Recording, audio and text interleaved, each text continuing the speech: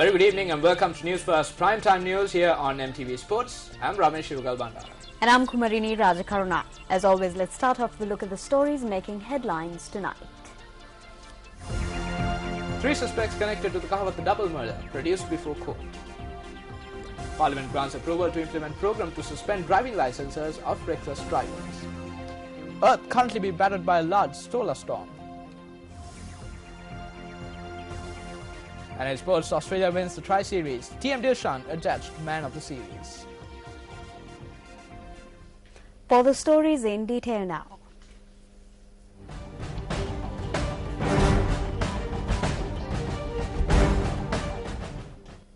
The official celebration to mark International Women's Day in the island was held today under the patronage of President Mahinda Rajapaksa at Temple Trees.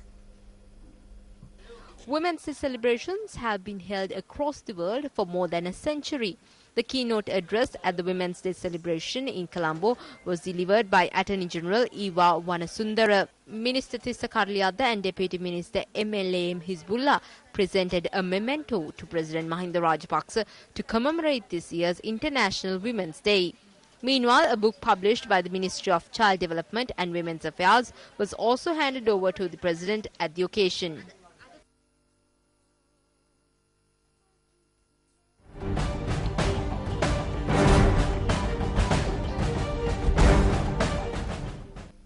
International Women's Day is marked today under the theme Empowering Women, Eradicating Poverty and Eradicating Famine.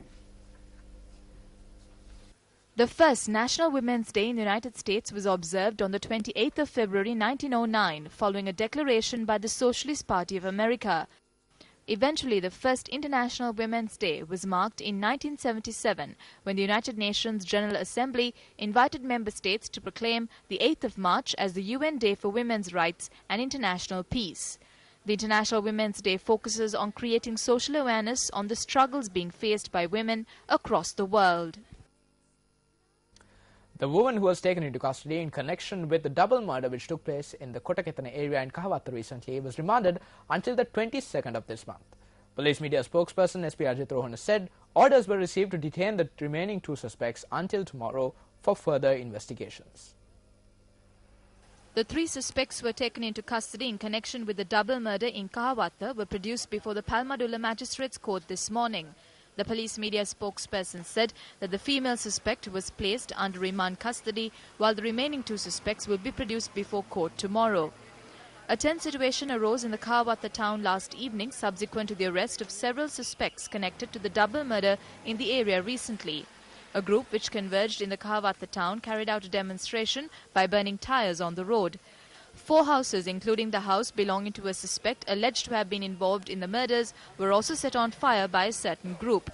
A house belonging to an area politician in Godakavela was amongst the houses that was set on fire. The house was located in close proximity to the house which belonged to the mother and daughter who were murdered recently. The situation has been settled at present. We have deployed the police and the STF to provide security to the area. We are hoping to reveal details about the houses that were set on fire and the names of the individuals who have been arrested. All information about this case will be revealed in the near future. The bodies of a mother and her daughter who were residing in the Kotakethana area in Kahawatha were found on the 2nd of February. The victims were identified as 42-year-old S.H. Nayana Nilmini and her 18-year-old daughter Kavindya Chaturangi. While the body of the mother was found inside the house, the body of the 18-year-old was discovered nearly 2 kilometers away from the house. According to scientists, the Earth is currently being battered by a large solar storm or a storm of charged particles from the Sun. Earlier, experts issued warnings that the solar storm could disrupt power grids, satellite navigation and plane routes. According to Joseph Conches of the U.S. National Scenic and Atmospheric Administration, the storm is the largest seen in 5 years. According to experts, the solar storm was triggered by a pair of massive solar flares earlier this week. Experts expect that there is a good chance of seeing the northern lights at lower latitudes if the skies are clear. Up-and-coming solar cycle, roughly 2014, is not really going to be significantly different than the next one, then the next one, and then the previous one. The sun is what we call an active star, and it has a cycle of activity. Over 11 years, we go to higher activity and back down to lower activity. And so this 11 years is fairly steady, and it's been happening through time as far as we can tell. The effects will be most intense in polar regions, and aircraft may be advised to change their routines to avoid these areas. The charged particles are expected to hit Earth at 4 million miles per hour. It's not expected to do any harm to people living, especially in anywhere, but especially the people who are in the equator are not very affected by it, because most of the effect, even electromagnetic, is in the northern latitudes, somewhere around Greenland or around the poles. And U.S. National Oceanic and Atmospheric Administration predicts the storm will last until Friday morning. Several new regulations under the Motor Traffic Act were passed in Parliament today. Under these regulations, a mechanism will be in place to suspend the licenses of reckless drivers. Accordingly, a point scheme has been introduced to rate drivers who violate road rules. Based on the new regulations, if the points collected exceed 24 during a period of 2 years, the license of the driver in question will be suspended for a period of 1 year. UNP MP Ravi Karunanayake inquired whether Sri Lanka is heading into a debt trap. Senior Minister of International Monetary Cooperation Dr. Sarath Amanugama responded to this question in Parliament today. The government spent 21.6 billion from the 4th to the 12th of February for the Directorial exhibition. Today, the area has been turned into ruins. Is this how the government intends to show economic growth to the people?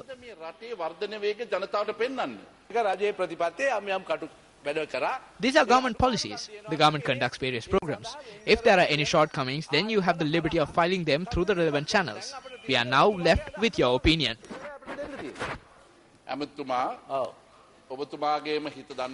Minister, you lied to me. Your conscience will bear testament to that. You said that there is a growth in the GDP. The people have begun to reap its benefits. However, it is clear that you have fallen into a debt trap, and the people are becoming poorer each day. How will the government help such people?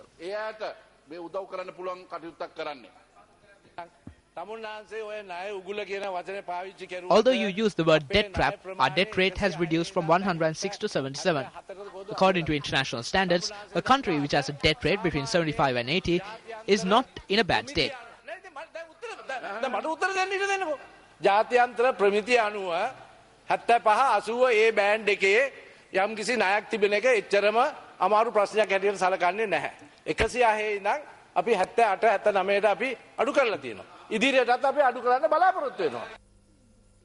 Democratic National Alliance parliamentarian Anurakumara Dissanayake says the activities of the Parliamentary Public Petitions Committee has been disrupted following the resignation of its chairman. The MP brought this issue to the notice of the Speaker today.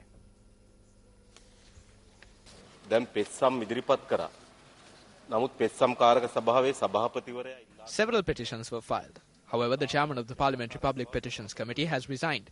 The committee does not convene and there is no chairman. Hence, there is no point in tabling petitions in Parliament. Mr. Speaker, we will appoint a chairman to the Parliamentary Public Petition Committee within this week.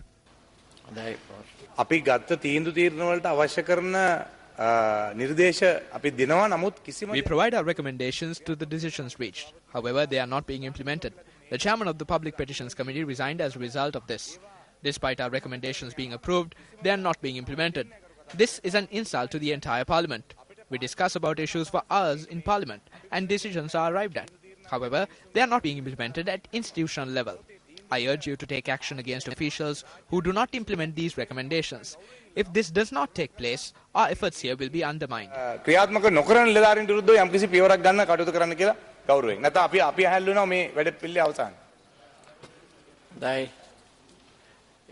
I will forward these facts to the respective ministers.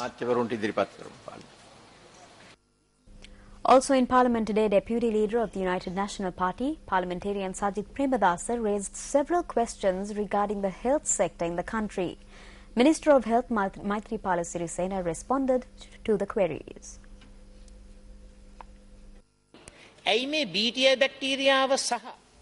Why aren't steps being taken to release the BTI bacteria and the locally manufactured bacteria to the local market? වෙළඳපොළට නිකුත් කරන්නට කටයුතු කරන්නේ නැත්තේ ඇයි? Cuban bacteria වෙළඳපොළට නිකුත් කරුවේ නැහැ. ඒක අපි රජයේ The Cuban bacteria was not released into the market. The government imported it and we used it. The local bacteria has been introduced and we have requested them to release it to the local market. ඒක අපි අරගෙන පාවිච්චි කරනවා. අවසරය දීලා තියෙනවා. අවසරය දීලා ඒක තියෙනවා. කිසි ප්‍රශ්නයක් නැහැ. නෑ. ජීවාණුහරණ කරන ලද අත්වැසු. There is a shortage of sterilized gloves, sterilized syringes, ET tubes used for artificial breathing and CVP lines used to check blood pressure. In fact, we don't have them at hospitals. The Ministry of Health has failed to import them. How can you say that the dengue eradication program will be successfully implemented when there is a shortage of such equipment? කොහොමද ඔබතුමා ප්‍රකාශ කරන්නේ dengue මර්ධන ව්‍යාපාරය සාර්ථකව ක්‍රියාත්මක කරනවා කියලා? පළවෙනි දේ ඔය ගරු මන්ත්‍රාගේ ප්‍රකාශය I completely reject the statement made by the parliamentarian. You have been provided with false information on the gloves. පිළිබඳව ඔබතුමාට වැරදි තොරතුරු දීලා තියෙන්නේ. ඩෙන්ගු මර්ධන ව්‍යාපාරයට How can the dengue eradication program function if you don't have such equipment? Dengue මර්ධන ව්‍යාපාරයට The dengue eradication program has not been affected. All the equipment needed for the program are in place. The motion forwarded to the Supreme Court by the IGP is stating that it is not possible to promote 634 police sergeants to the rank of sub-inspector as per court orders was dismissed today. The Supreme Court stated that the promotions should be granted as per court orders. The motion was considered by a three-judge bench comprising of Chief Justice Dr. Shirani Bandaranayake, K. Sripavan and P.A. Ratnayake. The Supreme Court reiterated that the 634 police sergeants should be promoted to the rank of sub-inspector. Here, Chief Justice Dr. Shirani Bandaranayake stated that a motion cannot be presented to overrule a Supreme Court decision. She added that the people would lose faith in the judicial system if actions were taken based on such motions. She went on to note that the court should not try and protect an individual but should safeguard the faith placed by the people in the judicial system of the country. UNP parliamentarian Karu Jayasuriya says that diplomacy should be practiced when governing a country. The MP made this statement during a function held in the Kurunegala area yesterday. A function was held yesterday to declare open the Weheragoda electricity scheme. Parliamentarian Ashoka Abeyasinghe donated money to set up the electricity scheme from his decentralized fund. This is an era when the people are being deceived under the guise of patriotism. We love our motherland. Hence, we will not let anyone level threats against the country. However, if they are trying to cover up the burning issues in the guise of addressing the problems internationally, we are against such moves. They are deceiving the public through such actions. Many friendly nations have turned away from us due to the actions of this government. If anyone speaks on behalf of human rights and freedom of the press, then they are branded as tigers. You cannot behave like a village thug and solve these issues. They should be handled diplomatically. ගමේ චණ්ඩි වාගේ ඇසිල්ලක් කරන්න බෑ. ඒවට රාජ්‍ය තන්ත්‍රිකව ක්‍රියා කරන්න ඕන.